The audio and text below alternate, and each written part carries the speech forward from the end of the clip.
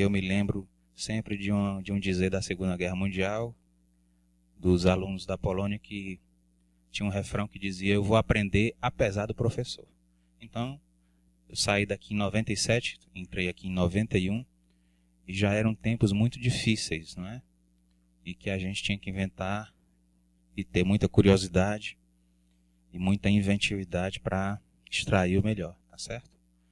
É também uma honra, porque eu não sou um acadêmico, eu sou uma pessoa do mercado, né? Eu sou um profissional que, por uma série de coincidências do destino, me fiz interessar por essa área de conhecimento, né, da teleradiologia. Um apanhado histórico, a gente fez o primeiro sobreaviso de teleradiologia aqui do estado do Ceará. Na ocasião eu era diretor clínico lá do Hospital Antônio Prudente, lá da Vida Imagem, e a gente implantou pela primeira vez um serviço de teleradiologia, né, de envio de imagens médicas à distância. E ali a gente fez uma amizade boa com algumas pessoas que na época estavam iniciando a fazer a implantação desse tipo de sistema, particularmente o pessoal lá de Curitiba, da Pixion, né? Que hoje é uma grande empresa, virou inclusive subsidiária da Philips, foi comprada. Então, a partir dessa primeira experiência, a gente pôde replicar e aplicar em alguns outros locais onde a gente trabalhava. Então, a gente implantou também em algumas clínicas aqui do Ceará, em Pernambuco, sistemas de teleradiologia. Agora está dizendo o professor, comemorando que agora, essa semana passada, a gente implantou aqui na Gastroclínica um sistema de teleradiologia também, para servir basicamente a urgência e a emergência daquele hospital. Então, fico muito feliz, tá certo? E espero conseguir passar para vocês uma introdução, alguma visão que abra aí a mente de vocês, porque a teleradiologia, ela não é vamos dizer, uma área de trabalho específica do radiologista. Todos vocês, sem exceção, já ao longo do curso de medicina e depois vão se deparar com isso constantemente. Vai ser a prática na vida de vocês, ok? Vamos para frente? Então, pessoal, os objetivos dessa aula são introduzir vocês em conceitos básicos, alguns aspectos históricos, alguns aspectos técnicos, terminologias, e isso é particularmente importante, né? Há palavras novas aí a serem aprendidas, as aplicações da teleradiologia, alguma coisa sobre legislação, tá? Enfim, traçar aí um panorama geral do tema é o nosso objetivo. Vamos para frente? Bom, especificamente terminologia é deveras importante em qualquer área do conhecimento, mas sobretudo na área médica. E eu extraí aí de um livro que falava sobre ensino em biomédica, essa frase que eu achei brilhante: a educação médica pode ser vista como modeladora dos sistemas de representação da realidade. Gould, 1994, nos mostra que aprender a linguagem da medicina consiste não somente em aprender novas palavras ou uma linguagem nova, mas fundamentalmente em construir um mundo novo. Então, quando você apresenta novas palavras dentro de um assunto médico, você está apresentando um mundo novo. Enfim, você está na universidade aprendendo uma linguagem médica. E por trás daquela linguagem que você aprendeu, há uma série de perspectivas enormes que abrem novos campos do conhecimento, ok? Então aqui nós vamos falar algumas palavras que vão acompanhar alguns de vocês ao longo da vida, para mais ou para menos. Vamos para frente? Então, entre essas palavras-chave estão aí telemedicina, DICOM Viewers, PACS, RIS, CR, DR, radiologia digital, TI, assinatura digital, nuvem, entre outros, que a gente vai tentar esmiuçar aí ao longo da nossa palestra, ok? Pode ir para frente. Bom, pessoal, então a primeira coisa que a gente vai tentar definir é o que é teleradiologia, né? Isso está previsto pelo Conselho Federal de Medicina na resolução 2107 de 2014. Então veja como é recente o campo do conhecimento. Apenas 3 anos atrás é que o termo foi conceituado e editado numa portaria do CFM. Ok? E o que é que nos diz? Define teleradiologia como exercício da medicina onde o fator crítico é a distância, utilizando as tecnologias de informação e de comunicação para o envio de dados e imagens radiológicas com o propósito de emissão de relatório como suporte às atividades desenvolvidas localmente? Vamos esmiuçar isso aí? Pode passar. Então, a primeira coisa é que é exercício da medicina. Então, você demanda que é um ramo da atividade médica. Teleradiologia é um ramo da atividade médica. Ok? O elemento distância pode ser traduzido também como elemento tempo. É o tempo de resposta que você encurta quando você pratica teleradiologia. Ok? Ferramentas de tecnologia da informação. Isso aí nos diz que nós temos uma interdependência com a informática. Ok? Com a computação. Perfeito? Quando ele nos diz que está enviando dados e imagens, ele nos diz que está praticando radiologia. Radiologia não é meramente imagem. Uma imagem sem uma contextualização clínica não é nada. Perfeito? E ele nos diz que há uma finalidade de gerar um relatório, ou seja, a emissão de um laudo. Você está mandando aquela imagem para que seja fechado um ciclo, para que você devolva as impressões necessárias para a prática clínica. Perfeito? E, por fim, é uma atividade de suporte, ou seja, ela é um complemento, ela é um auxiliar à medicina. Vamos para frente? Bom, então, conceitualmente, a teleradiologia não é um fim em si mesma, mas sim um meio ou conjunto de meios que permitem o fluxo de imagens médicas de maneira segura e adequada. Perfeito? É um conjunto de tecnologias destinadas ao envio remoto de imagens médicas com o objetivo de encurtar a distância e o tempo de resposta nas atividades de suporte ao paciente. É isso que você quer. Você vai utilizar de ferramentas para transmitir de um lugar ao outro imagens médicas e com aquilo você vai ganhar tempo e dar resolução a quem precisa. Perfeito? Ela é uma subdivisão da telemedicina, não é uma especialidade médica no Brasil, pelo menos não. Existe em residências de telemedicina vinculadas a programas de medicina social em alguns lugares, mas a teleradiologia em si ela não é uma especialidade médica. A especialidade médica é radiologia. Teleradiologia é um conjunto de ferramentas que dão suporte a esse envio de imagens médicas à distância, acompanhado dos dados necessários, ok? Vamos para frente. Então, vamos lá. Teleradiologia é uma subdivisão da medicina, não é uma especialidade médica, e chama a atenção que equipes de teleradiologia são multiprofissionais. Você não pratica telemedicina sozinho. Você não faz teleradiologia sendo apenas um radiologista. Você precisa de um suporte. Um suporte que envolve um técnico em radiologia, o técnico em informática, tá certo? Você demanda uma estrutura por trás disso para lhe dar esse suporte. Perfeito? Então vamos para frente.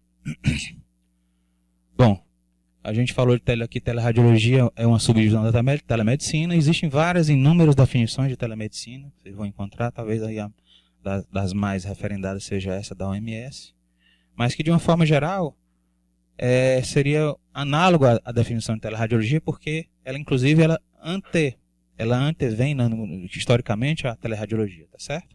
Então compreende a oferta de serviços ligados ao cuidado com a saúde, nos casos em que a distância é um fator crítico.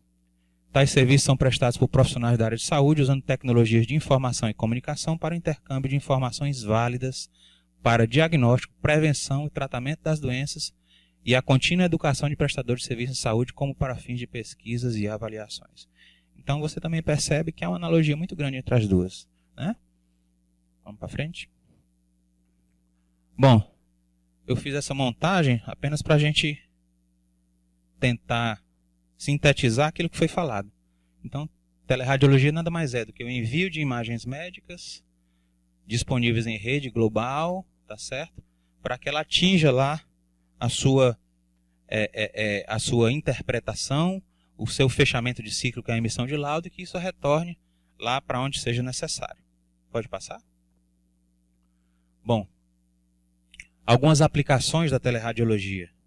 O uso da teleradiologia, primariamente, é para laudo radiológico à distância. Essa é a principal interesse mercadológico em cima da teleradiologia. Mas existem várias outras. Por exemplo, segunda opinião.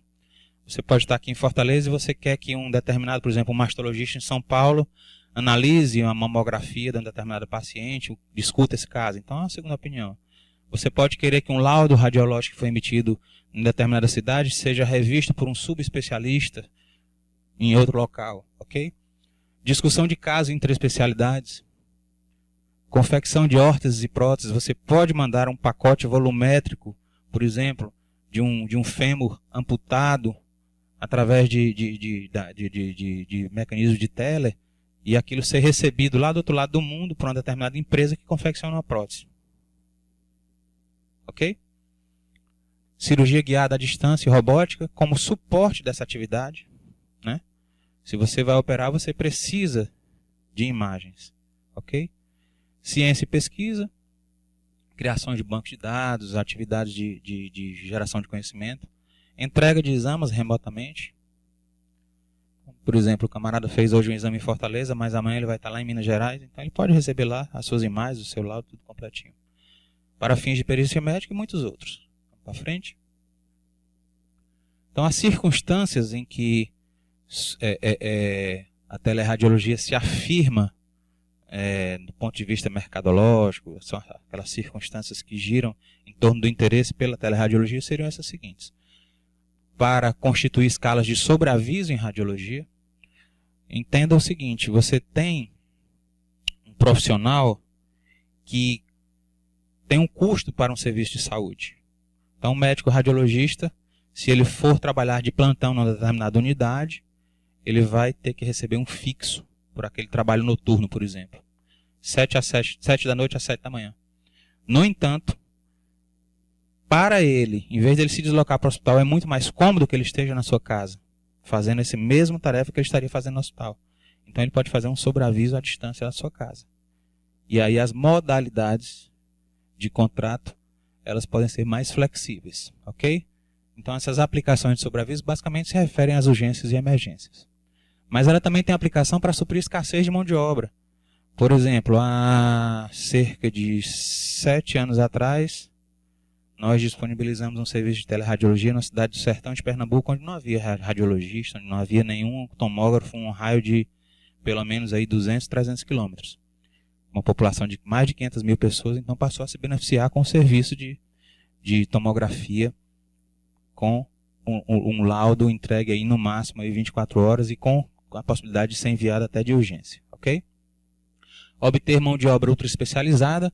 A radiologia, ela hoje sofreu várias subdivisões. Há subespecialistas dentro da radiologia. Tá? Obter mão de obra ultra especializada, que é a mesma coisa. Redução de custos, sem dúvida. Cobertura de afastamento profissional. Às vezes a clínica lá, ou o serviço de radiologia, ele tem uma demanda muito grande. Quando um profissional entra de férias, há um caos. Então você pode mandar um determinado número de exames para serem laudados no serviço à distância e não comprometer a rotina daquele serviço, certo? Segunda leitura, a segunda leitura, ela foi uma das grandes responsáveis pela expansão da teleradiologia mundialmente. Não sei se vocês sabem, mas na América, né, nos Estados Unidos, já há pelo menos aí 15 anos que eles descobriram um filão de mandarem os exames para a Índia. O médico indiano, o radiologista indiano, ele é conhecido muito pela sua boa formação, eles são egressos das melhores faculdades do mundo, esses indianos. E o fuso horário ajuda, porque enquanto é de noite nos Estados Unidos, é de dia na Índia. Então os exames que foram feitos ao longo do dia nos Estados Unidos, boa parte deles são mandados para a Índia à noite, e quando o radiologista americano volta no outro dia, aquele exame já está pré-laudado, e ele faz a sua revisão. Ok? Então boa parte desses serviços acontecem com a dupla leitura. E dupla leitura traz o quê? Melhor eficácia no diagnóstico, maior acurácia, maior sensibilidade, segurança, menos erros. Ok? Medicina aeroespacial, ocupações humanas isoladas, guerras e conflitos regionais e estado de calamidade pública. Vamos para frente?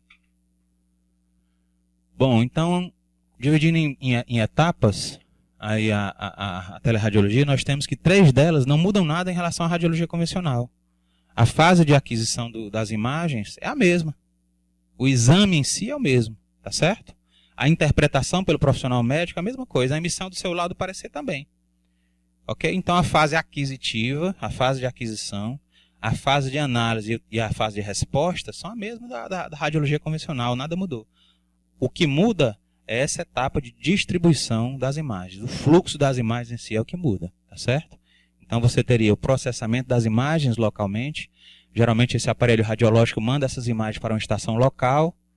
E essa estação local, ela é ordenada, ela é organizada dentro do sistema geralmente de Pax ou de RIS. Aquilo é transferido via rede, mas depois, pode passar, por favor, mas depois a gente optou por um sistema de nuvem por conta de que há uma maior segurança, os custos são bem menores, ok? E a gente terceiriza essa responsabilidade pela manutenção com outras empresas de maneira solidária. Então você veja que muda basicamente o que vai mudar é porque o seu servidor é um servidor em nuvem.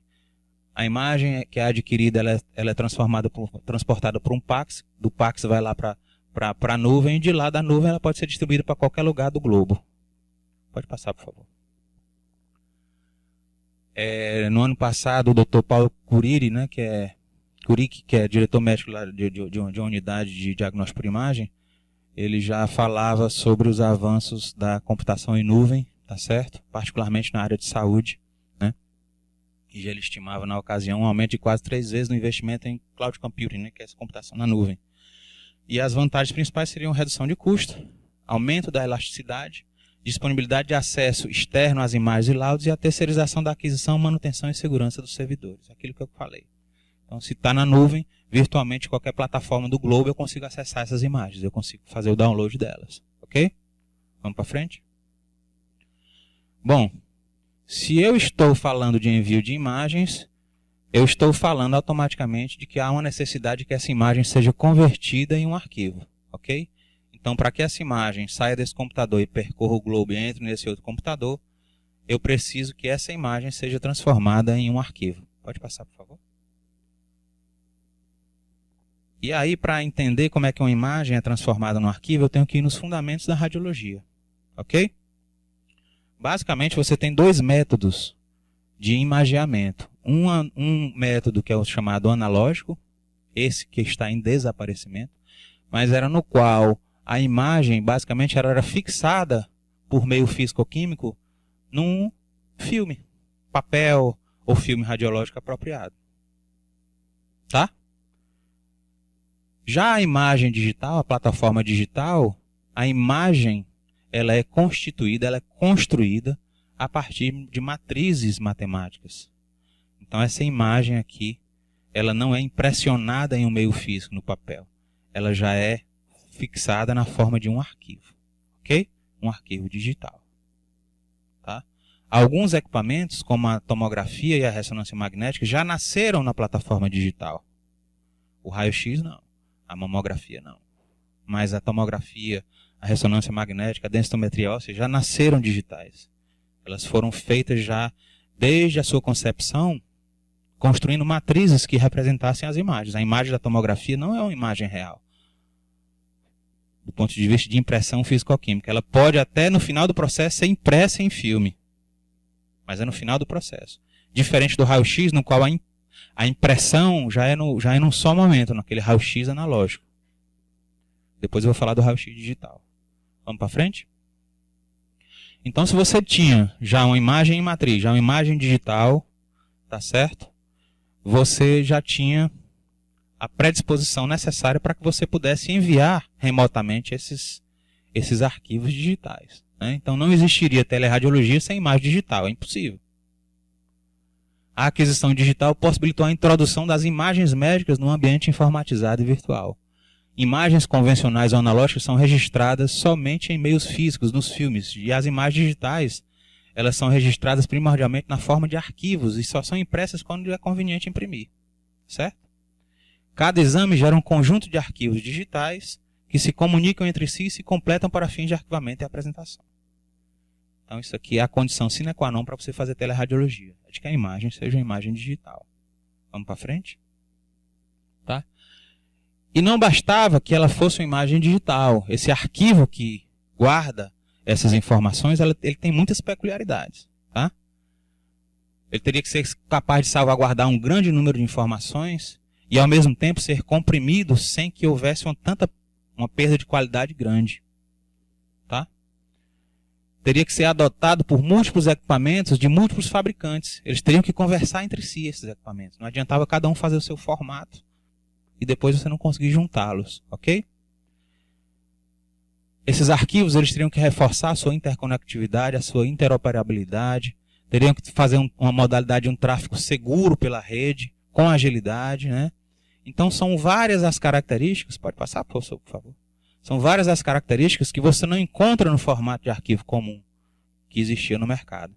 Então, a partir desse momento, você percebe que houve um esforço dos fabricantes por desenvolverem um sistema digital apropriado para o fluxo das imagens médicas.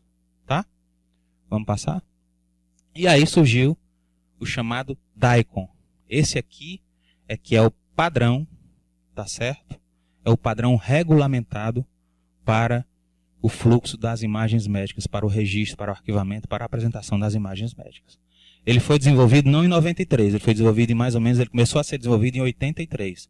Em 93 é que ocorreu realmente a primeira versão plenamente útil dele, plenamente usada, que é o DICOM 3, que até hoje é um padrão que se utiliza.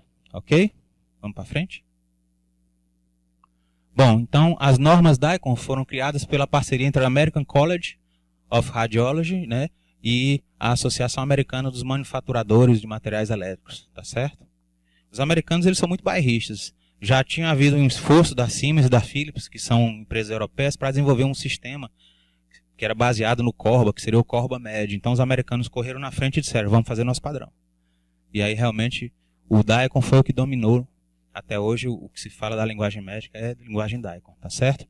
Aqui a abreviação de DICOM, né? Digital Imaging and Communications in Medicine, né? Ou imaginamento digital e de comunicações em medicina. Pode passar para frente. Então, DICOM, pessoal, ele não é apenas um formato de arquivo, não é só uma extensão, não. Tá certo? Vamos para frente. O DICOM, ele é um conjunto de normas, ele é um protocolo. Arquivo é apenas uma das dimensões do sistema DICOM, certo? Mas ele tem dentro dele esses outros serviços aqui, ó, que acompanham aquele arquivo primordial. Histórico, armazenamento, Storage Commitment, que é a confirmação de armazenamento, Query Retrieve, que é a busca ou recuperação, Modality Worklist, enfim. Essas colaterais, essas normas colaterais ao arquivo principal, é que podem garantir aquelas características que a gente falou no começo. Interoperabilidade, tráfego seguro, acesso, reprodutibilidade, tá certo? Disponibilidade no modo offline, impressão com qualidade, ok? Então vamos para frente. Bom, então os fundamentos do DICOM basicamente foram esses, né? A meta inicial para o desenvolvimento de um padrão para a transmissão e armazenamento de imagens digitais foi permitir a recuperação de imagens e informações associadas de equipamentos diversos em um formato específico. Teria que ser adotado por todos os fabricantes, uma linguagem comum, uma linguagem única. A essência do padrão DICOM é que ele prescreve um conjunto uniforme e bem compreendido de regras para a comunicação de imagens digitais. Pode passar, por favor. Ok? O DICOM ele tem até endereço físico na internet. Está ali o endereço dele, ali, ó, porque ele é mantido, ele é sustentado por várias fundações, tá? E essas fundações é que tomam conta e que dizem o destino desse DICOM. Eles revelam os bugs que acontecem com o DICOM, eles corrigem, eles evoluem esse DICOM, ok? Então é uma coisa bem dinâmica. Vamos para frente? Então tá aí o DICOM 3, que é o modelo padrão, desde 93 aí está na ativa, sofreu vários aperfeiçoamentos, mas ainda é o DICOM 3, ok? E é ele que permite esse fluxo, ó. Ele pega lá a imagem que veio lá do tomógrafo, joga para uma estação de trabalho, joga lá para uma estação de visualização remota, vai para a impressora, ele vai lá para um sistema de digitalização, faz o seu fluxo lá nos gabinetes lá dos servidores, ok? Enfim, ele tem essa maleabilidade, ele circula com qualidade pela rede, mantendo um padrão mínimo de qualidade para a imagem médica. A imagem médica, pessoal, independente do formato, ela é uma imagem que precisa ter uma grande resolução espacial, ela precisa ter uma escala de cinza muito boa, tá certo? Definição de imagens muito boas para que você se aproxime mais adequadamente de um diagnóstico de qualidade. Vamos para frente? Então o DICOM ele se desdobra em várias terminações, né? Para cada método. O DICOM ele não é usado só para radiologia, tá certo? É usado para endoscopia, para colonoscopia, tá certo? Para Doppler, não é? Para microscopia digital, enfim. todos aqueles métodos que fazem um registro gráfico de imagem, eles podem se utilizar no sistema DICOM. Perfeito? Vamos para frente? Então, dentro do ambiente de trabalho, quando eu estou lá na minha casa, no meu home office, eu abro lá o visualizador, eu tenho acesso a escolher o método que eu quero. Então, eu vejo a terminação DICOM, MG, mamografia, US, ultrassom, DR, que é sistema de radiologia digital, CR, sistema de radiologia digital, CT, né, tomografia computadorizada, ressonância magnética, enfim, eu escolho lá pela terminação e busco o exame que eu quero laudar, o método que eu quero trabalhar. Perfeito? Quem faz a análise, em última análise, quem avalia e dá o ok para aquele grau de compactação que você teve foi o radiologista. É mais ou menos como a gente faz hoje no controle de qualidade em mamografia. O físico vem, mas quem lê o Phantom é o radiologista. Até de uma forma empírica, vai muito da experiência pessoal. Mas assim, você está na plataforma mesmo, realmente não sei te dizer não. Por exemplo, em microns, ou número de pixels, por exemplo, eu não saberia te dizer. Até mesmo porque teria uma variação de método para método. Por exemplo, uma mamografia, o arquivo de mamografia é extremamente pesado, é enorme. Demora você fazer um download, porque a quantidade de informações da mamografia é excepcionalmente superior à da tomografia, por exemplo. Na mamografia, você está procurando expressões do câncer de mama inicial através de microcalcificações que você realmente, se você não tiver uma escala de cinza gigante, 50 mil tons de cinza, tá certo? Por exemplo, pixels minúsculos, você vai perder, você não vai dar esse tipo de diagnóstico. Então muda muito de método para método. Raio-X é pesado. O mais pesado seria a mamografia. Raio-X também é pesado, incrível que pareça. Tomografia, depende do número de sequências, mas cada imagem em si nem se compara, é muito leve. Cada imagem. A diferença é porque a tomografia às vezes pode vir com 1000 imagens do exame. Mas se eu pegasse e comparasse uma imagem de tomografia com uma de raio-x ou de mamografia, a diferença é absurda. Ok? Então lembrando aí, gente, que todo esse trabalho não foi em vão. DICOM existe para manter qualidade e padrão. Então formatos não DICOM são formatos impróprios para a boa prática da medicina. Ok? Quase sempre esses formatos são subdiagnósticos ou não diagnósticos. E no ambiente corporativo não são nem aceitos. Então, por exemplo, eu não vou dizer que é proibido você tirar uma foto de um raio-x. Mas não queira que essa sua foto que você tirou no seu dispositivo seja tão boa, seja tão viável do ponto de vista diagnóstico como aquela que foi apropriadamente adquirida num ambiente de tele. Tá certo? Ok? Pois é.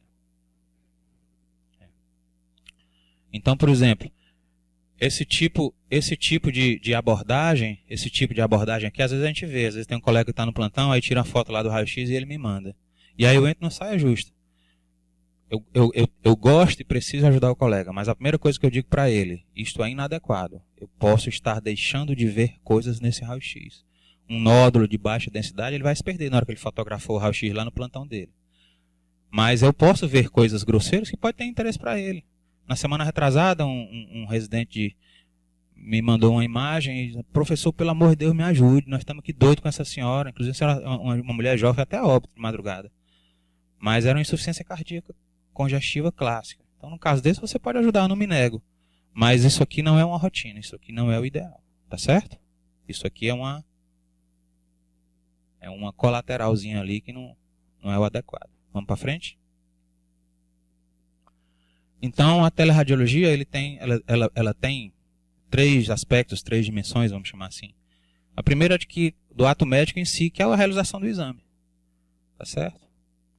A segunda é uma dimensão estrutural. Você precisa estar dentro de um ambiente estruturado, de uma clínica, de um hospital. E em terceiro, é a sua plataforma de suporte, que é o TI. Ok? Então, do ponto de vista de médico, né, o ato médico em si é o exame de imagem em si. Né? Você vai respeitar as técnicas convencionadas, você não vai fazer floreamento, porque eu vou mandar para a tela e vai ser diferente. Não, a técnica do exame é a mesma. A abordagem desse paciente é a mesma. Ok? A observância ética das relações médico-paciente, emissão de laudo, parecer e conduta. Perfeito? Então a dimensão médica, ela é absolutamente a mesma, seja radiologia ou teleradiologia, não muda. Perfeito? Isso é importante ser dito porque algumas vezes as pessoas criaram expectativas de que iam fazer clínicas sem médico radiologista, sem médico nenhum dentro.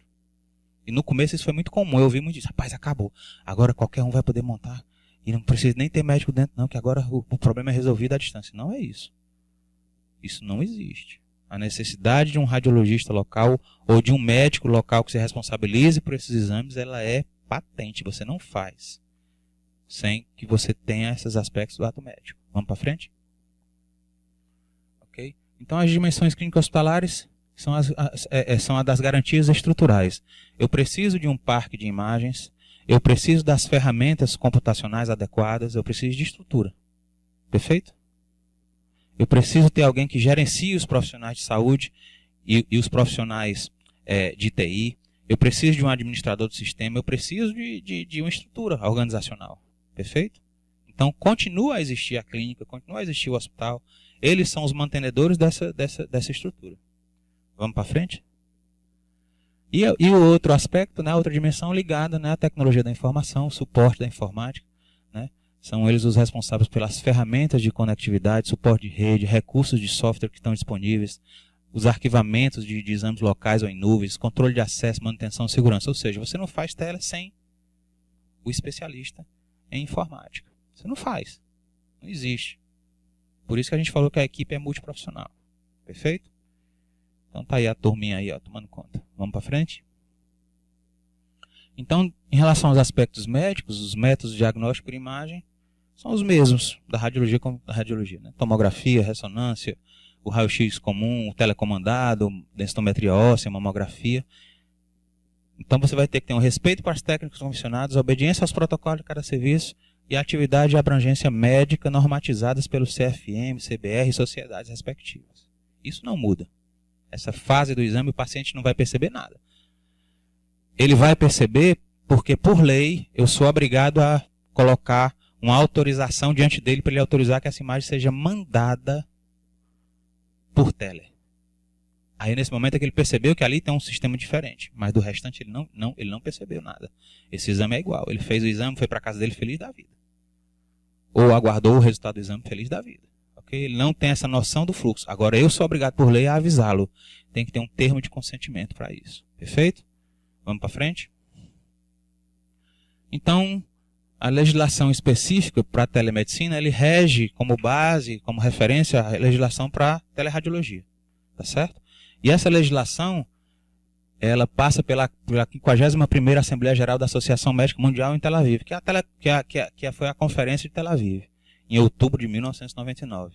E aí, ela ressalta que essa nova área da medicina, esse novo ramo do conhecimento, que é a telemedicina, ela continua pautada nos mesmos valores da medicina tradicional. Respeito à relação médico-paciente, responsabilidade médica, responsabilidade do paciente. O paciente também tem responsabilidade. Na medida em que eu só faço tele quando eu tenho dados clínicos desse paciente. Eu preciso que esse paciente converse comigo. Ele não pode se negar da informação.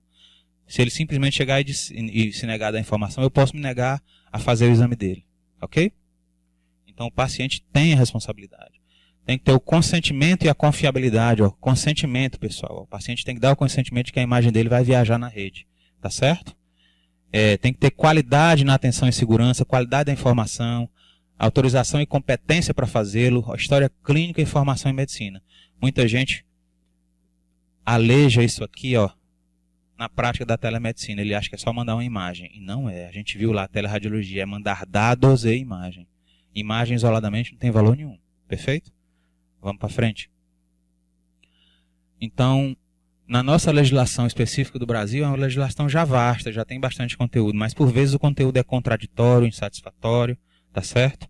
Às vezes você vê nitidamente numa determinada resolução uma tentativa de reserva de mercado. Algumas resoluções brigam com outras. Por exemplo, se você for olhar a fundo, por exemplo, a abordagem em tomografia, ele exige que tenha um radiologista na sala do exame. Ele não aceita nem que seja outro especialista. No entanto, isso entra em conflito com a própria Constituição Federal, que diz que o exercício da medicina é amplo e não existe ato médico privativo do especialista. Então, por definição, por lei, se você é médico, você pode exercer qualquer área do conhecimento. Se você está numa situação que você precisa operar uma cabeça, mas você não é neurocirurgião, se você entender que deve fazer, ele pode fazê-lo, faça. Só que tem também uma coisa. há responsabilidades derivadas desse seu procedimento. Perfeito? Então, a gente destaca algumas, que foi, por exemplo, a resolução dos Conselho Federal de 2002, a 1643, que define e disciplina a prestação de serviços através de telemedicina. Você tem vários normativos locais dos CRMs, né, que julgaram casos específicos envolvendo telemedicina e teleradiologia, quais sejam essas aqui as principais, inclusive do CREMEC. O CREMEC ele é até ativo, tem outra também falando sobre tomografia, num caso ocorrido em Iguatu, bem interessante o despacho, muito bonito por sinal, muito bem construído, tá certo? Mas a principal, que é o foco, é essa daqui, ó. Essa resolução 2107 do CFM de 2014, que é aquela que regulamentou o exercício lá da teleradiologia. Vamos para frente? É uma resolução extensa, né, que versa sobre várias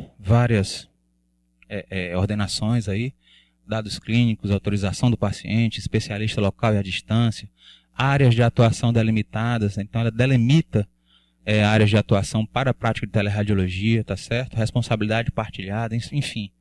Quem quiser saber mais, é interessante dar essa lida aí nessa resolução de 2014, 2107, perfeito? Vamos para frente? De uma forma geral, eu vou chamar a atenção aqui para alguns casos pontuais. O primeiro é que 99,99% dos casos a gente faz uma assinatura digitalizada, não é uma assinatura digital. E aí, infelizmente, eu também me incluo.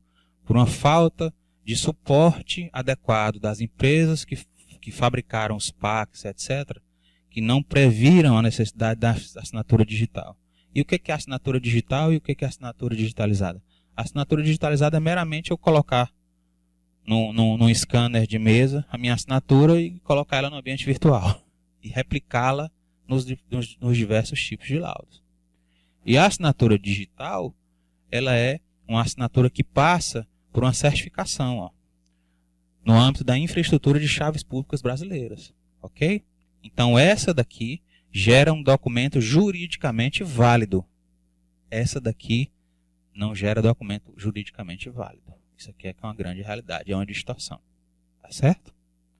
Não conheço ninguém que pratique com assinatura plenamente digital. Eu desconheço. Hoje no Ceará, no Nordeste, talvez você vá ver essa experiência funcionante mesmo, talvez no DASA, que foi quem começou no Brasil, mas você não vê. Tá certo? Vamos para frente? Bom, então a assinatura digital ela gera um protocolo para cada documento. E esse protocolo ele ele tem validade pública, tá certo? Se você replicar esse número de protocolo, ele vai se referir especificamente à assinatura daquele exame. Já a assinatura digitalizada não, ela não segue com esse tipo de protocolo, tá certo?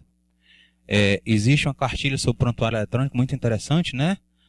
Em parceria do SFM com a ISBS, né? E que trata justamente desses diversos aspectos. Vamos para frente? Então, essa cartilha, ela ressalta justamente isso, ó, que no Brasil, para que um documento eletrônico possa ter validade jurídica, ética e legal, deve-se necessariamente assiná-lo utilizando o certificado digital padrão ICP Brasil. Fora dessa hierarquia, não tem validade jurídica. Então, a gente ainda não tem um parque de teleradiologia funcionando plenamente dentro do que se espera pela convenção legal, ok? Vamos para frente? Bom, pessoal, em relação agora aos aspectos clínicos e hospitalares, né, a gente falou que são aspectos estruturais, é uma condição sine qua non, você ter um parque de máquinas radiológicas interligadas a um Parkinson RIS. Eu coloco isso e parece que é o óbvio, né? Mas não, gente. Eu já vi gestor público, gestor de prefeitura ligar e dizer, rapaz, agora que vocês têm aí esse negócio de teleradiologia, aí vocês podem daí fazer um exame aqui, sem precisar de nada, né? O negócio é à distância, só basta um computador, né? Então ele imaginava que só um computador, um terminal como um PC, fosse capaz de fazer um exame como tomografia computadorizada, meramente porque havia a disponibilidade digital, né? Então isso aí não existe. Condição sine qua non, você tem um parque de máquinas, né? Tá certo? E interligadas dentro de um sistema PACS-RIS. Nós vamos explicar essa diferença aqui. É uma coisa até... Vamos falar de uma forma bem sucinta. Então, vamos para frente? Em relação ao panorama prático, você tem o seguinte. Eu falei para vocês sobre radiologia convencional, né, o raio-x, tá certo? E que para você entrar no ambiente virtual, você precisa ter um raio-x digital, ok? Então, essa aqui é a condição primordial para que você consiga colocar essa imagem do raio-x dentro do ambiente da rede. É de que ele tem uma tecnologia digital. Isso a gente falou naquela hora e vamos repetir. Do ponto de vista de raio-x, ela pode ser uma tecnologia digital direta e indireta. A tecnologia digital direta é quando o aparelho já vem vocacionado, ele já vem comprado de fábrica digital. Então ele já tem uma placa lá de leitura digital nele próprio. Ele não tem aqueles cassetes que você vê circulantes, tá certo? Ele já trabalha com placas fixas, estáticas, tá? E em geral esse tipo de tecnologia ele dá uma resolução espacial melhor. Mas no Brasil predomina o processamento digital indireto, que é quando você pega um aparelho comum e você transforma ele dentro do sistema digital. Então você leva cassetes digitais, cassetes que são placas eletrônicas que registram essa imagem e adequa esses cassetes a grandes leitores que passam essa imagem para o sistema digital e dali para a rede. Tá certo? Então, radiologia, raio-x pode ir para a rede, desde que seja um raio-x digital. Perfeito? Vamos para frente? Bom, e aí às vezes você pode dizer, mas raio-x no ambiente digital? Raio-x, uma coisa tão antiga, obsoleta, arcaica? Não. Em torno de 70% do que é arquivado digitalmente são raio-x. E isso é o óbvio. O raio-x, dentro do setor de radiologia, é o exame mais pedido. É o exame de triagem inicial, é o raio-x de tórax, é o raio-x do abdômen agudo, é o raio-x de seios da face, é o raio-x da fratura. Então, eu fui pegar uma listagem agora recente de um determinado local, e aí eu vi lá as porcentagens durante um mês. Haviam 200 e poucas tomografias, 200 e poucas ressonâncias e 7.500 raio-x.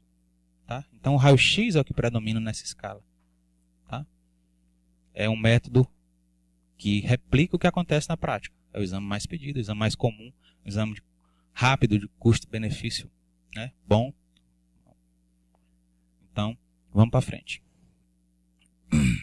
Bom, em relação à mamografia, a mamografia, gente, ela é um capítulo à parte dentro da prática da teleradiologia. E ela é por conta do seguinte: em geral, você não consegue fazer uma prática de teleradiologia com mamografia. Geralmente ela se resume a você ter uma segunda opinião. E eu explico por quê. Para que eu consiga fazer a prática de fazer um laudo à distância em mamografia, eu vou precisar desse brinquedinho aqui, ó, um monitor de 3 megapixels para cima. E isso não sou eu que estou dizendo, é o CBR. Porque somente um monitor com essas características de 3 megapixels para cima, 5 megapixels, é que vai ter a capacidade de te mostrar todas as alterações que você precisa ver para dar o diagnóstico de um câncer de mama. Então você vai pagar R$150 mil no monitor que vai durar 3 anos e quando ele quebrar ele vai para o lixo. Então pouco se tem disponível para o radiologista na sua casa, na sua residência, para o mastologista no consultório. Ok? Um outro problema maior ainda do que esse é o seguinte: boa parte das mamografias elas são acompanhadas de exames anteriores. A paciente leva o filme na mão para ser comparado. E se eu estou com um radiologista lá em São Paulo, como é que ele vai ver esse filme? Então essa etapa é quebrada. Então pouco se pratica tele no Brasil e no mundo por conta disso. Tá certo? Eu vou falar adiante lá do scanner médico, aquele capítulozinho bem interessante, né, professor? Que foi uma saída mais ou menos que se tentou resolver isso aqui, mas não se conseguiu. Vamos para frente? Então, em relação à ultrassonografia, se a gente fosse ver a fundo aquela resolução que eu falei mais cedo, aquela resolução do CFM, ele diz o seguinte: ó, limites para a prática à distância. É vedada a utilização de teleradiologia para procedimentos intervencionistas em radiologia e diagnóstico por imagem e exames ultrassonográficos. E aí, acabou? Quer dizer que você não tem como fazer tele para ecografia? ultrassom? Primariamente não, porque ele é um exame operador dependente. Quem fez o exame ao vivo é quem vai dar o laudo. Ele não vai terceirizar a confecção desse laudo. No Brasil, é proibido o técnico manusear o aparelho de ultrassom. O uso de aparelho de ultrassom no Brasil somente por médico. Isso é lei. Ok? Então, se é o médico que está fazendo, ele mesmo vai cuidar de dar o laudo. Ele não vai terceirizar esse laudo. Agora, acabou por aí a ultrassonografia? Não. Vamos para frente, por favor. Segunda opinião. Você pode utilizar da plataforma de tele para ultrassom para a segunda opinião. Perícia médica, discussão de caso clínico, interespecialidades, enfim. Fez a aquisição das imagens, colocou no ambiente de um PACS, manda essas imagens para um especialista, esse camarada vai evoluir, vai avaliar e vai te dar uma resposta. Às vezes esse camarada aqui, ó, é geneticista, especialista em ecocardiografia fetal, sei lá, entende de malformações como ninguém no mundo. Aí você mandou para ele, esse camarada vai te dar um diagnóstico muito mais acurado, ok? Vamos para frente? Uma aplicação menos nobre, e aí você vê aqui que até o Homer Simpson está ali tomado um susto, é que algumas empresas descobriram o filão do exame obstétrico 3D e eles estão fazendo, ó, os moldes, os bonequinhos em impressora 3D. Tá certo? Ah, rapaz, isso é legal, mas é meio ridículo. É ridículo, mas é mercado. Esse bonequinho aqui, ó, vai te custar aí por baixo aí uns 800 a 2.000 reais, dependendo de quem confecciona. E tem um detalhe aqui, ó. Esse exame aqui, ó, sabe quanto ele pagou pro doutor?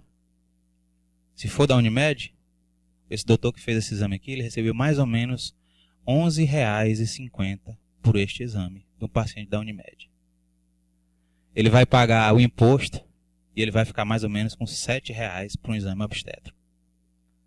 E esse camaradinho aqui, ó, que montou a impressorinha 3D, está ganhando até R$ 2.000 por um exame. Ok? Então, o mundo de hoje talvez seja melhor você comprar uma impressorinha 3D do que fazer o exame tridimensional. Ok? Vamos para frente? Bom, a TC, a ressonância e a densitometria óssea, elas sempre tiveram um uso corrente muito grande em teleradiologia. Eles sempre frequentaram as plataformas de teleradiologia de uma forma muito fácil. Por quê? Eu falei isso no começo. Desde o princípio, eles foram equipamentos feitos com matriz digital. Eles naturalmente foram vocacionados para facilitar o fluxo dessas imagens. Você não tem que comprar uma plataforma para digitalizar aquela imagem. Você não, já nasceu fazendo isso. Ele já nasceu criando a imagem na matriz matemática. E a partir dali, as primeiras experiências da Icon foram pegando essa plataforma digital, padronizando o DICOM e mandando na rede. Tá certo? Então isso aqui é a prática diária. É tanto que você vê no mundo todo, boa parte das centrais de laudo, elas funcionam para dar cobertura, então, tomografia e ressonância. Isso aqui é o feijão com arroz hoje. Ok? Dentro de Fortaleza, a maioria dos serviços de hospitalares, eles têm essa rede funcionando para fazer tele com laudo de tomografia e de ressonância. Perfeito? Além do que, surgiram, né, nos últimos anos várias subespecialidades dentro da radiologia. Você tem um radiologista especialista em neuro, você tem um radiologista especialista em músculo, em medicina interna, em tórax, em cabeça e pescoço. Então, há uma vantagem qualitativa quando você agrupa essas pessoas dentro de uma central de laudo e você distribui especificamente aqueles exames. Você ganha qualidade. Você tem um camarada que só é treinado em músculo, fez R4 em músculo, ou em neuro, então ele pode fazer essa compartimentalização de uma forma muito melhor. Então está lá tomografia, ressonância, densitometria óssea, exame de plenamente digitais e fácil, um fluxo fácil. Vamos para frente? Bom, alguns aspectos técnicos levantados aí em TI, isso não é a nossa área, apenas a gente por convívio, né, com esses profissionais, a gente tentou aí organizar algumas coisas. Então, em relação à rede de computadores, essa network, a gente vê que boa parte dos profissionais de TI, eles fazem a consultoria para dimensionar o setor, se você precisa de um PACS ou de um RIS, eu vou falar sobre isso. São eles que fazem o link, né, a ligação da máquina com a rede, com o sistema PACS, tá certo? São eles que cuidam desses aspectos de velocidade de conexão, entender que essa velocidade de conexão baixa pode ser um fator limitante ou impeditivo a essa prática. Você não tem, os arquivos são muito pesados. Se você não tem uma boa conexão, não adianta você nem tentar, você nem começa. Quando você vê assim, um arquivo de tomografia que deve baixar em 1 minuto, demorar aí 20, 25 minutos, acabou. O profissional não vai ficar esperando. Tá? São eles que são responsáveis por acrescentar recursos do software que você usa lá no seu dia a dia. E isso varia conforme o fabricante. Quanto mais sofisticado, maior o preço. Tá certo? Então você tem sistemas extremamente caros e complexos e tem sistemas mais baratos. Né? São eles que são responsáveis por criar um ambiente amigável para o médico trabalhar. Isso aqui era um problema. Quando a gente começou, a primeira plataforma que a gente implantou lá na Vida Imagem do Antônio Prudente, boa parte dos médicos não queriam trabalhar. Porque o que é que ele diz? Rapaz, isso aqui é muito complicado, isso aqui está burocrático. Se eu ficar no sistema convencional, eu vou laudar 50 raio-x em 1 hora. Com esse teu sistema aí eu estou laudando 10, para mim não vale a pena não, não quero isso. Além do que, está dando trabalho, está burocrático, está difícil encontrar tudo. Então, a partir de um estudo aprimorado com os profissionais de TI, a gente foi desenvolvendo um ambiente cada vez mais amigável, mais rápido, né? Para dar esse tipo de resposta. São eles também que são responsáveis pela hospedagem dos exames, seja um servidor local ou em nuvem, né? E aí você tem que ter cuidado que alguns países não permitem o uso de nuvens localizadas em outros no exterior, né? Ok? São eles também que dão suporte à manutenção de rede. Isso aqui é fundamental. Se você se propôs a fazer um sobreaviso num grande hospital de nível terciário, e aí o profissional de radiologia, esse cara que está no plantão, ele viajou, levou o laptop dele, mas ele está lá em Fernando de Noronha, esperando lá que apareça um exame. E o teu sistema deu bug, meu irmão. Tu está com um problema na mão do tamanho do mundo. Porque você tem um paciente criticamente enfermo. Você pode estar lá com aneurisma de aorta rota, esperando um laudo, e o cara, meu Deus, cadê o exame? Não tem exame. Então você tem que ter, da mesma forma que tem um sobreaviso médico, você tem que ter um sobreaviso do pessoal em TI para resolver as broncas que aparecem. E elas aparecem. Tá certo? Então, vamos para frente? Então, o que é PACS e o que é RIS? Basicamente são plataformas de hospedagem dos exames. Tá? O PACS é uma plataforma mais econômica. Ele toma conta basicamente somente das imagens em si. O RIS, que é um sistema de informação em radiologia, ele toma conta já de outras informações. Quando o paciente chega na recepção da clínica, se tiver um RIS, na hora que ele se cadastrou, o computador da recepção já informou para o tomógrafo o nome dele, a idade, todos os dados e já a hora que ele vai fazer. Então o RIS é mais sofisticado. A conexão do paciente começou lá na recepção. O PACS não. Ele não toma conhecimento do paciente antes de que tenha terminado o exame dele naquela plataforma. Ele só vai saber que aquele paciente esteve lá na clínica depois que você finalizou o exame e enviou o comando para meter o exame dele dentro do PACS. Já esse outro não. O cadastro, o registro do paciente começou lá fora. E esse fluxo aqui, ele é privilegiado com mais dados. Vai a informação clínica do paciente, já tudo. Tá certo? Então vamos para frente. Então basicamente aqui um sistemazinho de PACS. Tá? O exame lá foi adquirido, foi mandado para o PACS, mandou lá para o radiologista. Basicamente é uma conversação dentro do setor de radiologia. Quando você está falando de um RIS, você já tem o quê? Marcação do exame, a escala dele, tá certo? Você está colocando junto com esse exame um pacote de dados que vão servir para todas as etapas da cadeia. E se você for ainda portador de um RIS com H, que é do ambiente hospitalar, isso aqui, esse sistema se torna um mega sistema, um sistema extremamente complexo. Porque aí junto vai dados do prontuário do paciente, medicação que ele está tomando, tudo. Junto com os dados que você tem do paciente. Então, na verdade, quanto mais você agregar, maior o tamanho do seu sistema. E mais caro ele vai ficando, mais complexo. Ok? Vamos para frente? Então, de uma forma simples, o PACS é uma maneira econômica de fazer o fluxo de imagens e alguns dados, logicamente, que você tem que mandar dados, mas dados mais singelos, para que ele seja analisado por uma determinada plataforma. Já o sistema de RIS já é um sistema mais sofisticado, já vai com uma série de informações a mais. Ok? Esse sistema aqui é menos passível de erro do que esse aqui. Esse daqui.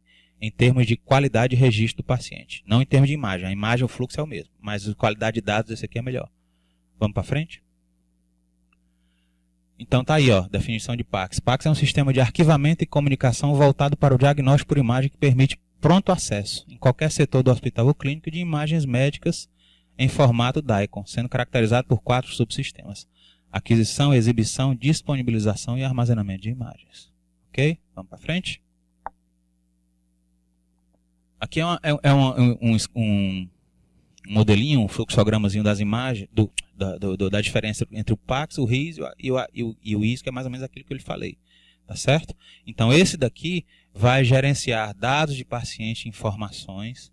Tá certo? Esse daqui vai gerenciar a vida dentro do setor de radiologia e todos eles são interconectados. O mais simples seria o PAX, que basicamente ele vai receber as informações da modalidade e se ele tiver conectado com o RIS, ele vai receber também alguns outros dados. Ok? Mas esse aqui é o mais simples, esse já médio complexo e esse aqui bem mais complexo e caro.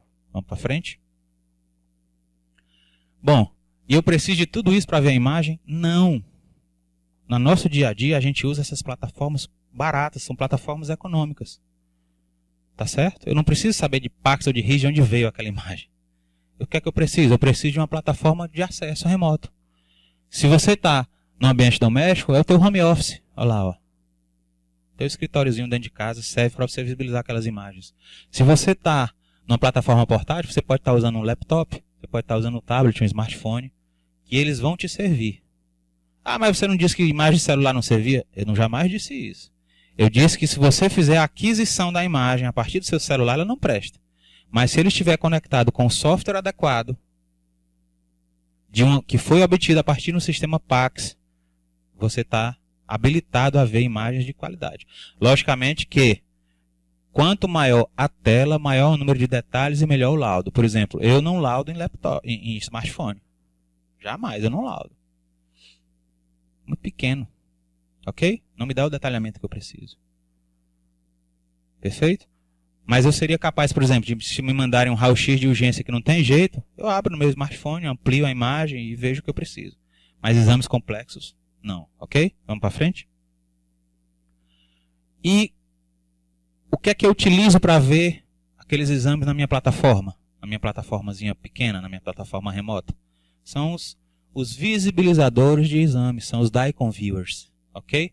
Que são esses softwares, geralmente de plataforma aberta, que você baixa gratuitamente na internet e que são específicos para esse fim. Ele é que permite pegar aquele arquivozinho DICOM que chegou lá da rede e reconstruir na forma de uma imagem e te apresentar. Ok? Então, eles são amplamente disponíveis, são para uso doméstico ou incorporados a um PAX, RIS, podem ser baixados da internet ou podem acompanhar os CDs de exame. Ah, aquela minha tia fez um exame lá na clínica X e ela recebeu o CDzinho e quando eu abri lá tinha um auto-RAM, ele já jogou lá, pá! E a imagem apareceu e tinha lá alguns recursos. Aquilo ali nada mais é do que isso aqui, ó. Um visibilizador de exame DICOM, um DICOM Viewer. É isso aí que você faz. Isso aqui, pessoal, é da alçada de todo médico. Você vai ser reumatologista, isso aqui vai ser seu feijão com arroz. Você vai ser ortopedista, que é seu feijão com arroz. Tá certo? O que eu aconselho é que vocês se casem com algum desses aqui que eu estou apresentando, porque são os mais populares, os mais frequentes. Às vezes você está recebendo lá um exame que você não gosta daquela plataforma, você não tem costume, você não sabe nem mexer para janelar a imagem, para dar um zoom, quer dizer, são coisas que vão te ajudar. Mas quando você tem familiaridade com alguma dessas plataformas aqui, ó, esse aqui é muito bom. Radiante, adoro esse programa.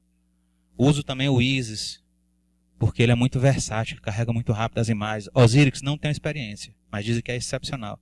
Mas como ele é muito voltado para o Mac, e eu não uso Mac, então eu fico mais para trás. Mas quem usa Mac, usa Osiris. Ok? E até quem tem essa plataforma aqui, isso aqui é um PAX completo, viu, gente? Ó, esse aqui é Linux, barato, de graça, né? De uso livre, é um software de uso livre. É um PAX completo isso aqui, tá certo? Para quem tem familiaridade. Esse aqui eu nunca usei, esse aqui eu nunca usei, esse Horus aqui. Mas dizem que é muito bom também. Agora esse é muito bom e esse aqui é muito bom para quem usa PC principalmente. O Horus ele é muito para Mac e iOS. Ok? Esse também, o Osiris, ele carrega nos dois, mas ele é muito... os recursos dele são extraordinários quando você está na plataforma Mac. Esses dois aqui para PC eu gosto demais. Então, o que eu digo, ó, baixa um programa desse, cara. Chega na tua casa, baixa, fica brincando de ver imagem. Se acostuma com a plataforma, isso aqui é muito legal. Porque esse aqui vai ser o seu feijão com arroz. Você não é radiologista, não pense em ser radiologista. Vai ser médico, vai ser pneumologista, vai ser clínico, você vai ter que se acostumar com esse tipo de plataforma. Ok? Essa segunda olhada do especialista, gente, é o que liberta o especialista. O especialista que entende de imagem, que gosta de mexer na imagem, que tem curiosidade por imagem, ele é anos-luz na frente do outro, que é dependente do laudo. Então, um mastologista bom, ele não depende do laudo. Muito pelo contrário, às vezes ele enriquece, ele manda devolver um laudo. Rapaz, você não está achando isso aqui não? Veja essa área aqui, se isso tem valor ou não. Então isso aqui é fundamental, tá certo? Essas plataformas aqui são muito boas. Então, elas então funcionam no sistema online e também no sistema offline. O CD é uma mídia offline, né? Ok? Vamos para frente? Voltando à questão do scanner. Eu vou falar isso aqui, pessoal, mas isso aqui é totalmente em desuso. Isso aqui foi muito esquecido pelo mercado. Embora ele tenha um papel que pudesse até ajudar. Eu vou explicar para vocês. Algumas pessoas, quando começou essa história da teleradiologia, gestores hospitalares, gestores de clínica, disseram o seguinte: rapaz, eu tenho um programa que vê de graça a imagem. Eu descobri ali uma firma que fabrica um scannerzinho, eu vou escanear os exames de raio-x e vou mandar para cá, porque aqui o laudo é mais barato. Vai ser legal. E aí veio um problemão. O cara pagou uma nota nisso aqui, porque apesar disso aqui ser bem mais barato do que um CR, do que um DR, do que aquele equipamento apropriado, isso aqui era uma nota. Tá? E aí quando ele começou a colocar os filmes, o que aconteceu? Essa maquininha aqui para escanear, meu irmão, cada filmezinho desse aqui era 15 minutos, 20 minutos. Aí o cara com um fluxo de 100 exames dia acabou, não tem como. Então isso aqui foi começando a ficar obsoleto.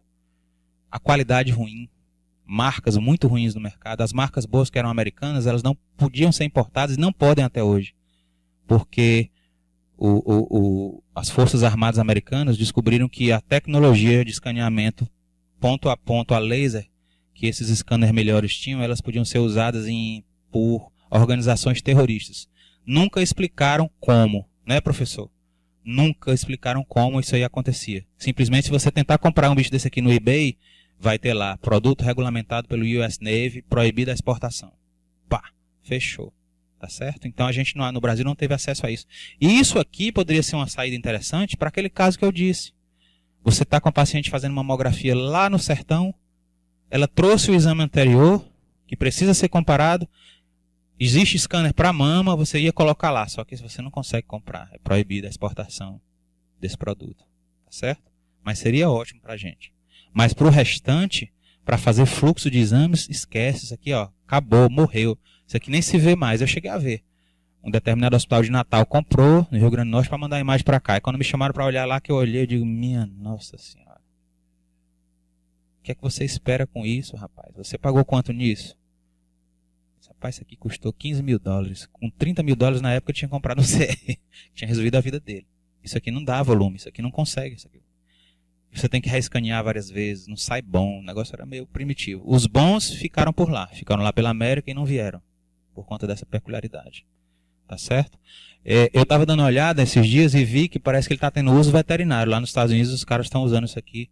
Devem levar lá o raio-x convencional lá para as fazendas, faz o raio-x lá do animal, do grande animal, geralmente animal de grande porte, equino, né, bovino, e aí os caras se utilizam dessa tecnologia lá. Não sei como. Bom, vamos para frente. Em relação à impressão de imagem, gente, eu acompanhei isso e até hoje acompanho muitos gestores dizendo o seguinte: rapaz, depois desse negócio de teleradiologia, de ambiente de Pax, essas imagens digitais, eu não preciso mais nem imprimir, eu vou economizar. Não quero mais imprimir, não. É muito bom isso, não precisa nem imprimir, isso é uma mentira. Tá certo? E aí eu mostro para vocês situações, problema em relação, por conta dessa prática. Vamos para frente? Essa visão dos gestores, ela foi muito aguçada por uma resolução do CFM 1821 de 2007, que disse o seguinte, ó, que eles aprovaram as normas técnicas concernentes à digitalização e uso dos sistemas informatizados para guarda e manuseio dos documentos dos prontuários dos pacientes, autorizando a eliminação do papel. O cara, quando viu isso aqui, disse: estou no céu, nunca mais eu gasto dinheiro com filme radiológico, vou ter uma economia muito boa. E aí começou um problema. Vamos para frente? O primeiro problema é aqui, da mamografia. monitorzinho aqui de 30, 40 mil dólares. O mastologista tem isso aqui no consultório? Não tem. Como é que esse cara vai receber um exame de mamografia gravado em CD para ele abrir no computadorzinho dele? Ele vai estar sendo escravo de um laudo. Provavelmente o radiologista que laudou num bichão desse aqui, ó. Porque tem na clínica e tem no hospital. Onde tem mamógrafo digital, tem um desse. Mas o camarada que está na ponta não tem. Ele tem, ó. Olha o que é que ele tem, ó. Um negatoscópio apropriado para mama. Ele precisa do filme em registro físico, por quê? Porque a segunda leitura do profissional mastologista ela é importante para o paciente. A programação da cirurgia daquela paciente é feita por ele. A conduta final tomada por ele. Então esse cara precisa ver o exame. E se você manda CD para esse cara aqui, ó, esse cara não tem esse monitor não, te garanto. Monitor de 150 mil reais, esse cara não tem. Tá certo? Vamos para frente? Um outro problema em tese, super importante, cirurgia. O camarada lá foi abordar lá um aneurisma de aorta, ó. Tá certo? Se você não mandou o filme para ele, ó, que geralmente é isso aqui que tem no centro cirúrgico brasileiro, esse camarada às vezes fica perdido. Às vezes ele tem que dar um jeitinho de levar o seu laptop lá, fazer lá um ajeitadinho para relembrar o caso e ficar olhando lá, sentadinho lá no centro cirúrgico. Na América não, eles têm essa estação de trabalho, são estações dedicadas para isso, são workstations cirúrgicas, com reconstrução 3D, adequado para você fazer navegação estereotáxica, neurocirurgia estereotáxica, tá certo? Então os caras lá têm acesso a essas coisas, aqui a gente não tem. Então, negar esse filme, você vai lá pro frotão, o camarada tem que operar lá o sujeito. Vai operar às cegas? Você vai mandar um CD lá pro centro cirúrgico do frotão? Não pode, você tem que imprimir. O filme ainda é necessário, é a última etapa, ok? Vamos para frente. Então tá aí, ó. CD é mídia digital, CD não é impressão. O paciente tem direito a receber gratuitamente o registro gráfico com a impressão do seu exame, se assim desejar. Perfeito? Ah, mas é um raio-x de tórax, ele me deu lá no CDzinho, um raio-x de tórax está normal.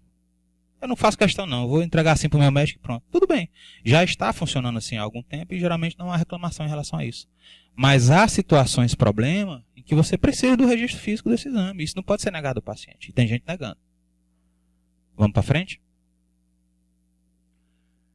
Em relação à visibilização e impressão, isso é tão sério que a Anvisa ela emitiu uma norma técnica conjunta em 2014 preocupado com isso. Estava virando uma panaceia. O pessoal querendo imprimir exame em impressora comum. Não precisa do filme radiográfico não. Isso é muito caro. A gente pega essa imagem digital aí, tu leva lá e imprime numa matricial mesmo aí, bota qualquer jeito. Não pode, gente. Tem parâmetro. Tá certo? Da mesma forma, começou a aparecer gente querendo fazer software de visualização de imagem sem a menor condição. O camarada não dominava nada do ambiente didático, fazia uns arremedos, umas loucuras. Matriz distorcida, imagem distorcida. Não pode, isso tudo é regulamentado, tá certo? Vamos para frente? Então tá aí os pontos dessa resolução.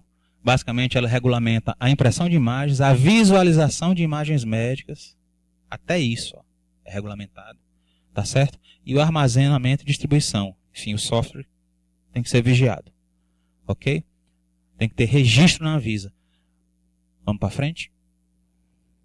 E isso é importante, pessoal, essa regulamentação. Eu vou dar um exemplo para vocês. Na semana passada, nós terminamos a implantação aqui do sistema para gastroclínica. E aí os médicos da UTI, os médicos do SPA foram lá para a gente começar a fazer uma cultura em torno disso. Isso é muito sério, porque nós vamos dar uma senha individual para cada médico. O cara lá não é radiologista não, ele é um intensivista, ele é um clínico que está dando plantão para a gente. Mas ele vai ganhar a sua senha para poder olhar o exame dentro do sistema de Paxil lá, é natural. O exame terminou de ser feito, ele já vai ter acesso lá embaixo na emergência, ele não precisa demorar. Ele vai ter acesso imediato. E isso é normal, isso não é o futuro, isso é o hoje. Ok? E aí surge um problema. Eu disse para eles o seguinte, cuidem bem da senha. Criem a sistemática de abriu, viu, fechou. Mas por quê? Gente, que é um ambiente de UTI. Aí o doutor da UTI recebeu um exame de uma tomografia de crânio lá de um determinado paciente. Aí ele olhou aqui na estação de trabalho com a senha que eu dei para ele. Quando ele for embora daqui, se ele deixar isso aqui aberto, alguém pode chegar e tirar foto desse exame. Lembra disso aqui, ó? Naquele caso, parece que foi voluntariamente a doutora. Mas esse camarada aqui, que esqueceu aberto, está sujeito ao mesmo problema da pessoa que passou. O responsável pela senha é ele. Eu tenho como saber a que horas foi visto aquele exame, quem estava logado e tudo. Eu dou um relatório. O sistema é inteligente, ele sabe quem estava logado. Ok? Então você recebeu uma senha, feche. Por quê? Ah, é um paciente famoso, é um cantor. Está lá na UTI, aí vai lá outra pessoa, um acompanhante do outro paciente, um auxiliar de enfermagem, um enfermeiro, bota no WhatsApp, olha aqui o exame do fulano. Quem é que vai responder? Criminalmente, civilmente e eticamente por esse comportamento? O médico. É o médico plantonista. Então isso aqui não diz especificamente respeito à minha atividade como radiologista, mas eu tenho uma responsabilidade secundária sobre quem está tendo acesso ao sistema. E essa pessoa tem a sua responsabilidade enorme. Enorme. Vocês viram na palestra anterior que ao colocar um exame, fotografar um exame, você não pode emitir os dados daquele paciente. Você não pode ter nenhum vínculo geográfico de onde foi realizado aquele paciente, né? Tá certo? Então isso é muito sério. Ok? Pode ir para frente, professor?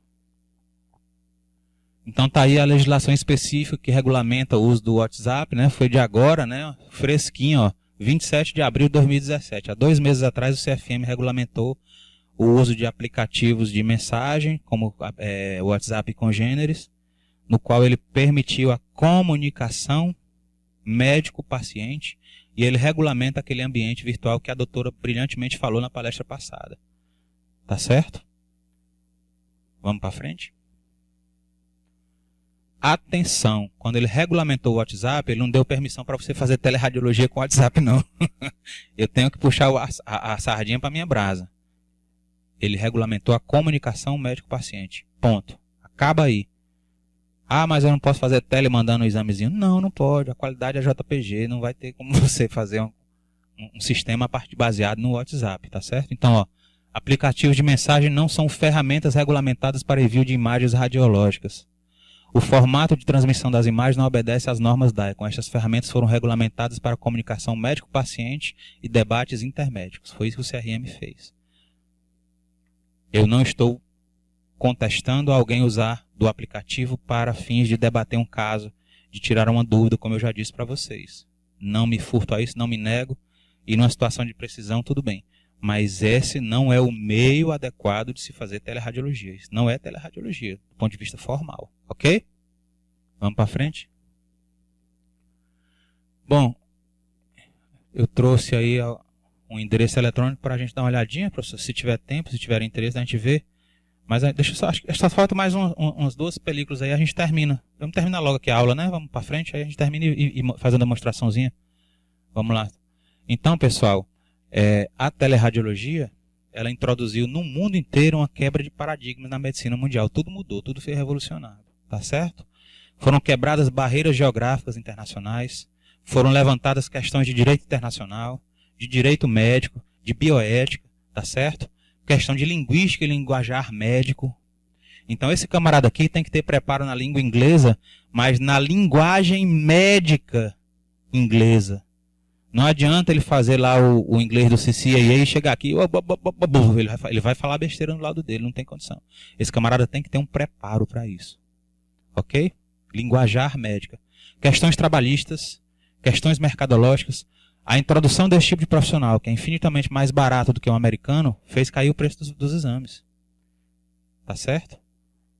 Mas o americano está feliz, porque quando chegar o Watson, quando chegar a inteligência artificial, existe uma teoria, saiu um artigo no New York Times, de que algumas especialidades médicas vão desaparecer. Elas vão ficar sob os cuidados da inteligência artificial. Dermatologia e radiologia já estariam mais avançadas nesse sentido. Tá certo? E eu não duvido. Já há outras visões mais otimistas que dizem que a inteligência artificial ela vai sempre precisar do fator humano como suporte a ela. Não sei. Ok? Bom, levanta questões de privacidade, confidencialidade e segurança. Essas 3 andam juntas. Você já imaginou o seguinte? Esse camarada está lá nos Estados Unidos, na América, onde as leis são mais rígidas, aí ele mandou a imagem dele lá para a Índia. Esse camarada aqui gerou um relatório. Se essa central de laudo vender o banco de dados que ela tem de pacientes, que são pacientes americanos, para as empresas de seguro. Empresa de seguro não tem ética não, gente. Não tem ética nenhuma. Seguro-saúde não tem ética nenhuma. Ele quer saber o seguinte: quem é doente? Quanto esse cara vai me custar pelos próximos 10, 15, 20 anos da vida dele? Então isso aqui é uma questão importante. Tá certo? Vamos para frente? Questão de segurança aí, ó. Cada vez que você tem um ataque, você vê que cada vez mais instituições de saúde são atacadas, né? Esse aqui foi do último ataque que teve. Eu notei, ó, que os hospitais na Inglaterra foram atingidos no início do ataque. Ó, os caras estavam mirando já. Olha aqui essa estatística. Um operador de serviço de saúde, um plano de saúde, disse o seguinte, que o cyberataque, ele levou as informações de 4,5 milhões de pacientes. Embora. Os caras agora sabem a ficha médica do sujeito todinho. Num cyberataque. Isso foi de graça? Ele fez porque ele era ruim, como a mídia parece. Meu amigo, isso aqui é estratégico. Por trás tem alguém financiando o cyberataque para pegar informação médica. Quando você vai fazer lá o teu seguro de vida, o cara diz... Isso aqui é informação vale ouro.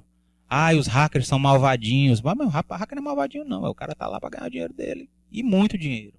O cara que faz um sequestro de dados hospitalares está atrás de muito dinheiro, não é pouco dinheiro, tá certo? Então essa questão é uma questão que você não tem resposta. Aí quando você diz, nós estamos fazendo um fluxo de imagens nas nuvens que é mais seguro. É mais seguro? Não sei. Ok? Vamos para frente? Para resumir a aula, os benefícios da teleradiologia, se você quiser esquecer todo o resto, decore não, né? Entenda e absorva esses 3. Portabilidade e acessibilidade, encurtamento do tempo de resposta e democratização de recursos médicos. Se você acreditou que isso levou ao ganho desses 3 benefícios, é tudo. Eu chamo de tempo porque distância é muito relativa. É tempo. A distância ficou relativizada. Eu hoje dou laudo de Pernambuco, estava vindo para cá no carro, a menina me ligando. Doutor, tem 2 tomografias de crânio. O senhor quer? Não, agora eu estou sem a plataforma aqui, porque eu não estava com o laptop na bolsa. Pode passar. Então ela já entra num sistema de outra clínica em São Paulo que dá o laudo.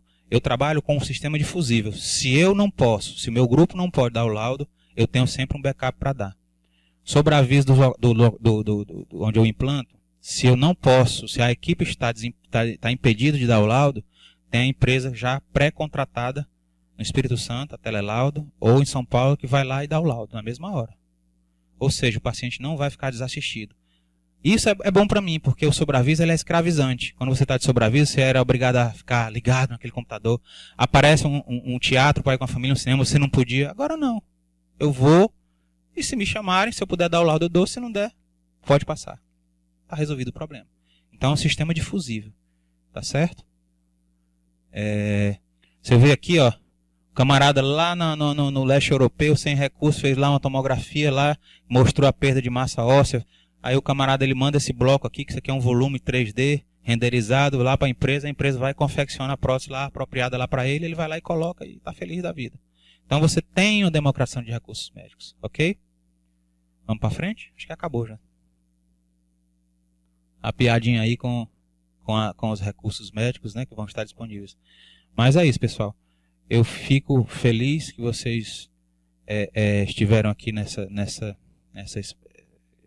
explanações. Isso aqui não é um campo de conhecimento que eu domine do ponto de vista acadêmico. Isso aqui é uma construção que eu fui sendo jogado no centro dela ao longo desse tempo, tá certo?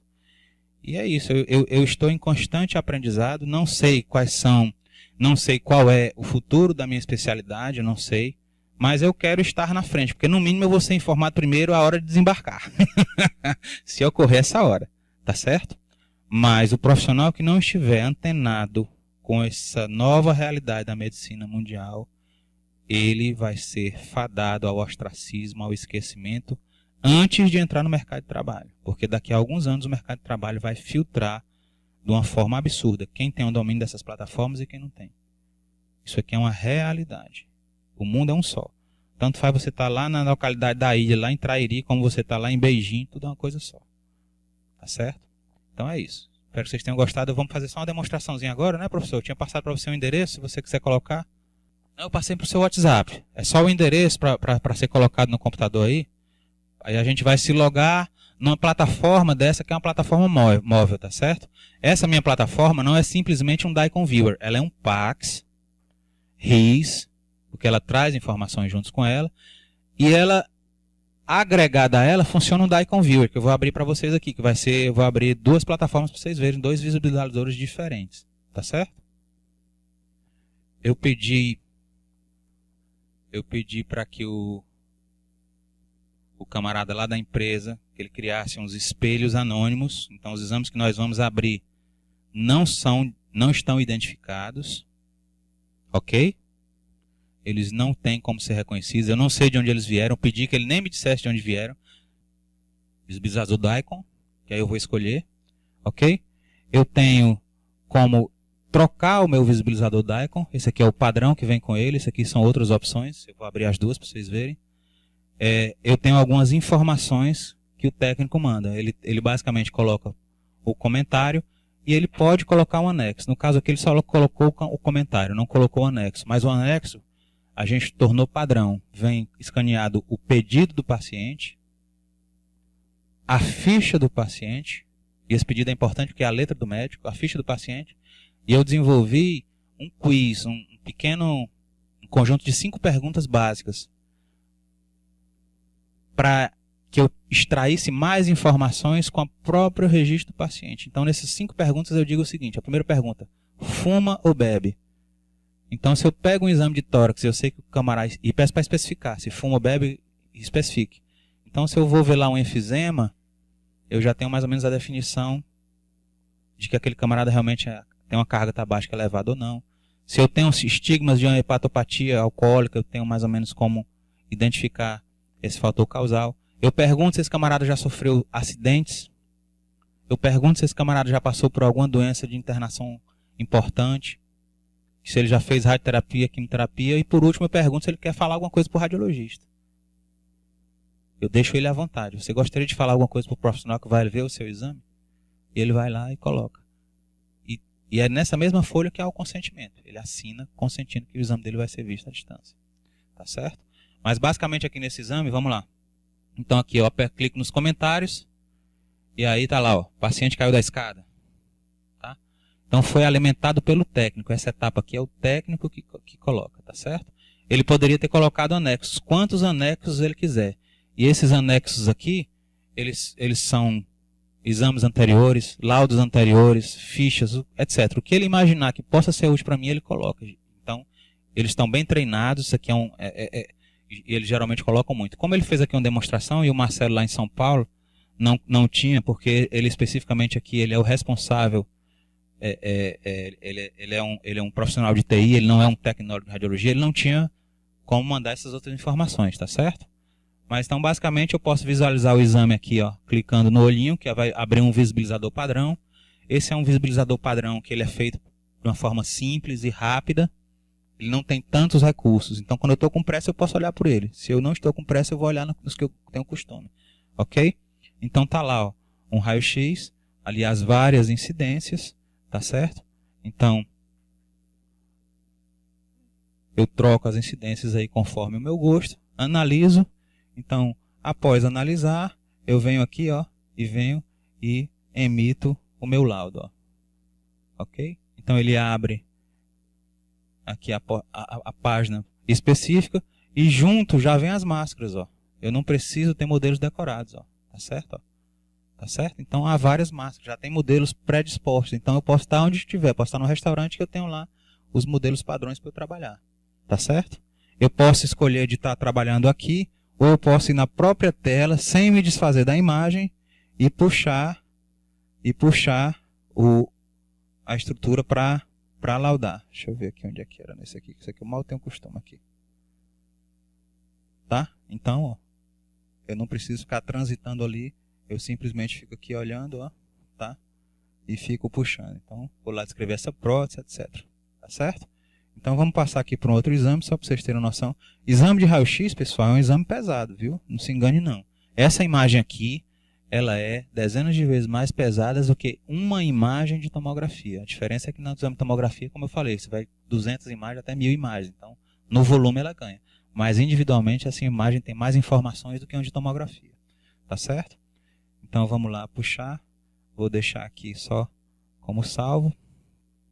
Eu posso botar como assinado para chegar ao fim aqui a minha análise desse exame. Tá certo? Deixa eu sair aqui desse ambiente.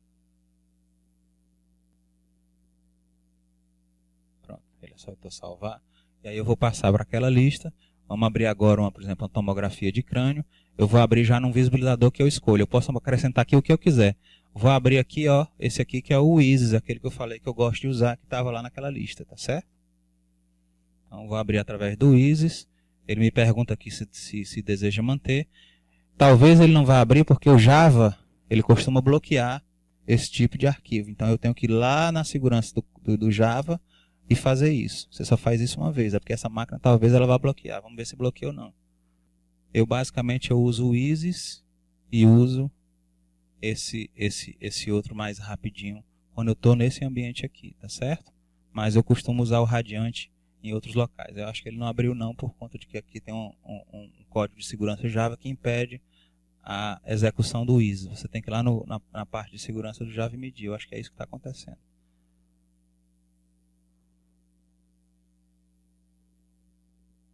Bom, então vou abrir aqui no próprio visibilizador que já vem nele, no visibilizador padrão, só para a gente ver aqui as imagens.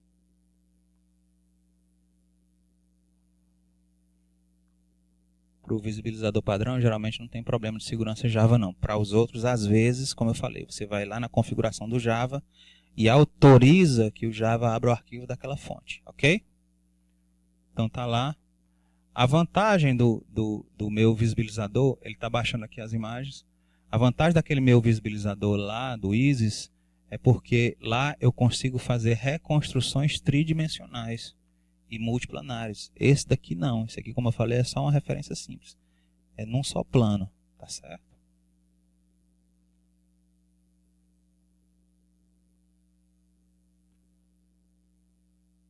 Então você tem aqui alguns recursos, inversão da imagem, você tem janelamento dessa imagem. Bom, aquilo que é padrão de você usar na sua análise de cada exame. Então, por isso que eu recomendo de que vocês casem já de antemão com algum daqueles visibilizadores para começarem a ter uma fluidez com eles, tá certo? Ele não, realmente ele está bloqueado, tem que desbloquear para abrir o ISIS. Mas como eu falei, é bem simples, tá certo?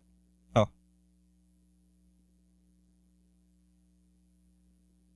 Bloqueado. Bom, pessoal, vamos abrir aqui um save da face só para a gente, ó. Ah, esse aqui é de paciente de verdade, não é anônimo. Então esse aqui a gente já não vai abrir, tá certo? Os anônimos são esse aqui. Vou abrir aqui um save da face, um aparelho urinário aqui, por exemplo. Então essa plataforma é uma plataforma que é de um ambiente de PACS, assessorado por um visibilizador DICOM, ok? Ou por vários visibilizadores DICOM. Isso aqui é um ambiente PACS. Então tá aí, mais aí um paciente anônimo. Ele vai baixando as imagens, dependendo da conexão, mais rápido ou mais lentamente. São imagens pesadas, tá certo? Geralmente um exame desse aqui na minha casa, com a conexão que eu tenho, com a máquina que eu opero, geralmente aí em torno aí de 1 minuto e meio, mais ou menos, um exame de abdômen já está todo ele carregado, pronto para que eu comece a analisá-la, tá? Mas esse tempo ele é bastante variável conforme a conexão. Aqui está um pouco mais lento, ó. Ele está demorando mais, ok? Mas basicamente era isso, pessoal. Queria mostrar para vocês o básico aí, alguns conceitos de teleradiologia. E eu espero aí que tenha agradado, que vocês tenham tido uma tarde proveitosa e que se mergulhem aí nessa área da telemedicina, tá certo? Não necessariamente da teleradiologia, se não for do interesse de vocês, mas pelo menos da telemedicina, porque precisamos de cabeças pensantes. Ok? Então, muito obrigado. Obrigado, professor, mais uma vez. Espero ter agradado. Muitíssimo obrigado. Volto aqui sempre com muito prazer.